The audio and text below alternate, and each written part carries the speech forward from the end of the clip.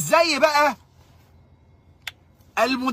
المدلسين والافاقين والمنافقين والمزيفين، المزيفين اللي خاضوا في حق احمد رفعت. انا جاي عليا وقت عمالين يهبشوا في احمد في كل حته، الله يرحمه. بس انا مش عايز ارد ومش قادر ارد ومش هينفع ارد لحد اللحظه دي عن احمد الله يرحمه. ليه؟ لانه هرتله. هو عايز ملف الهرتله، هو عايزك تقول، فناس تقول لك اصله فيه واصله كذا وطلعوه عنده مشاكل وقالوا في حقه كلام.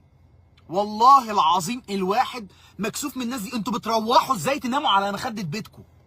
يعني بتناموا ازاي كده وتتعاملوا ان انتوا بني ادمين طبيعي وانتوا عارفين ان انتوا مدلسين؟ يعني وانتوا عارفين ومتاكدين ان انتوا ضمن شبكه المصالح. ايه بقى الاخبار؟ ازاي الصحه دلوقتي؟ وهتطلعوا تقولوا ايه للناس وهتتكلموا مع الناس ازاي بعد ما رئيس الجمهوريه فتح الموضوع؟ تقولوا ايه بقى؟ هتلفوا ترجعوا تاني ازاي؟ هتعملوها ازاي؟